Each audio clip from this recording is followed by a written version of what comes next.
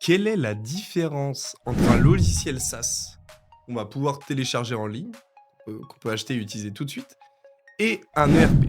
Dans cette vidéo, je vais vous expliquer ce que certains ne comprennent pas sur ce sujet-là pour vraiment différencier les deux et vous expliquer que finalement, il ne faut pas venir mettre en concurrence ces deux applications, mais se dire que finalement, elles ont une synergie.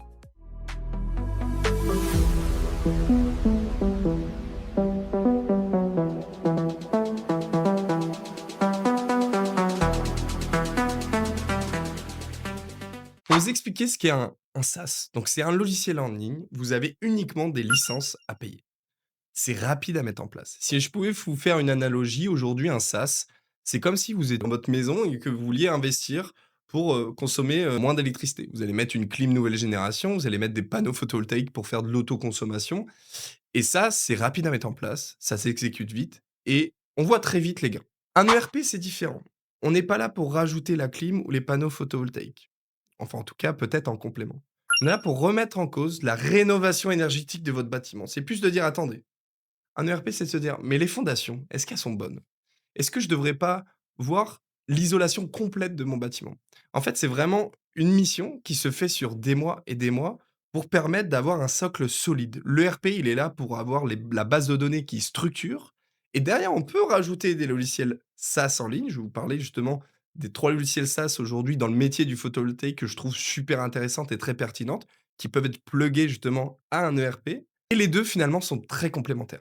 Et donc, il ne faut pas comparer le coût que va représenter un SaaS d'un ERP parce que les objectifs sont vraiment différents. Sur un SaaS, on va, comme je vous disais, avoir de la licence. Sur un ERP, on va avoir de l'accompagnement, donc un budget d'implémentation, de la remise en cause, du temps à passer pour les équipes pour les former. Là où sur un SaaS, quasiment en une semaine, vous pouvez déployer la solution.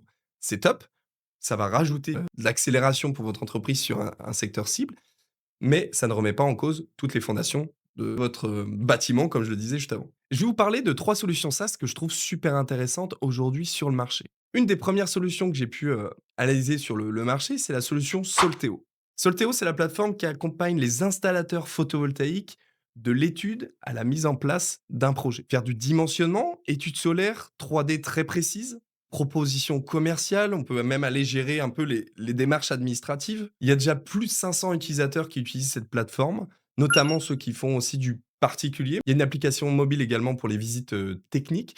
Et donc ça, c'est une application vraiment intéressante qui peut être déployée très vite et qui va accélérer facilement votre démarchage commercial auprès de vos clients. La deuxième solution, c'est Revolt Echo. C'est l'outil d'aide terrain pour vos commerciaux. Revolt Echo, c'est un outil tout en un qui va vous permettre de fluidifier toute la vente sur le parcours commercial. Dimensionnement 3D avec données lidar, analyse d'ombrage, récupération automatique des données, remontée également du point de livraison, génération d'études solaires, de devis, signature électronique. Il y a déjà plus de 300 utilisateurs également qui utilisent cette plateforme. C'est une solution qui est assez intéressante.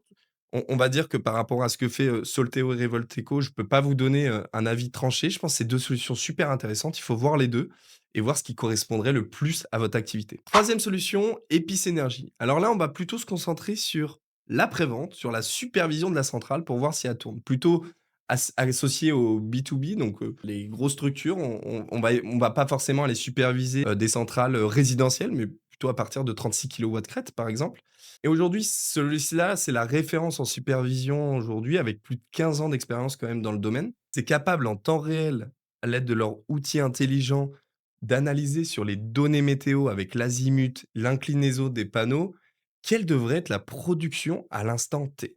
C'est génial parce que souvent, des clients vont avoir une estimation faite par l'installateur pour dire voilà ce que vous devriez produire sur l'année. Mais ce qui est bien avec Episynergie, c'est que vous êtes en capacité de retrouver à l'instant présent combien vous devriez produire. Est-ce que je dois lancer un nouveau nettoyage?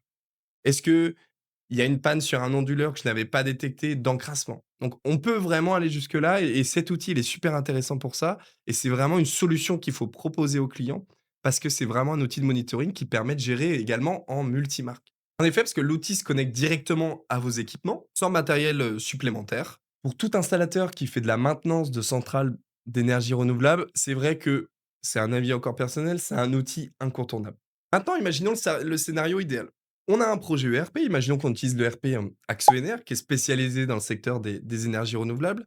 En amont, sur la partie avant-vente, on va construire le dimensionnement des clients depuis l'application Solteo ou Revolt. On va venir vraiment faire le dimensionnement. On peut commencer même les démarches administratives dans cet outil. Et le moment où il faut vraiment exécuter, remonter les heures, gérer les stocks, suivre l'analytique de chacun de vos projets, gérer également la facturation électronique, c'est à ce moment-là où on pourrait remonter, donc faire descendre les informations plutôt dans le système ERP et avoir une cohérence complète. Donc on a un système d'information qui en amont vous permet de dimensionner votre centrale, qui se connecte automatiquement à votre ERP. Dans votre ERP, vous avez tout le suivi de la rentabilité. Donc là, vos dirigeants, les dirigeants ou les responsables de service peuvent vraiment analyser l'activité via, des tableaux de bord et cetera. Et après, une fois que la centrale a été mise en route, on pourrait imaginer que automatiquement, on ait le parc d'installation qui vienne se déverser dans l'outil Epic Énergie et que depuis l'ERP, on se connecte à cette application pour suivre la supervision de toutes nos centrales. Et là, pour le coup, vous avez à la fois un ERP structurant et des logiciels SaaS qui gravitent autour, qui permettent d'accélérer, d'améliorer la quantification de la donnée. Imaginez des outils qui récupèrent les numéros de PRM en automatique, vont aller dans l'ERP, ce qui crée vraiment de la valeur et ce qui fait que de bout en bout, vous avez le meilleur schéma possible. Et les meilleurs installateurs ENR aujourd'hui n'essaient pas de faire un choix entre est-ce qu'il me faut un ERP ou un logiciel SaaS. Finalement, ils choisissent les deux. Donc retenez ça, un SaaS c'est rapide, on peut le mettre en place tout de suite et il y a un gain de temps. Un ERP c'est un logiciel structurant qui va vous faire gagner encore plus, mais ça nécessite toute une phase de travail avec un budget qui est plus important parce que vous avez besoin d'accompagnement. Si vous utilisez déjà ces trois solutions, donc Solteo, Revolt, Episynergy, encore la solution AxeNR, n'hésitez pas à en parler en commentaire. Comment vous voyez ces synergies? C'était avec plaisir en tout cas de tourner cette vidéo sur la vulgarisation de la transition énergétique et numérique. N'hésitez pas à vous abonner également à cette chaîne, on continue à fournir du contenu pour être le plus présent sur cette partie-là et vraiment d'apporter notre expérience sur ce domaine-là. Merci de votre écoute et à très vite.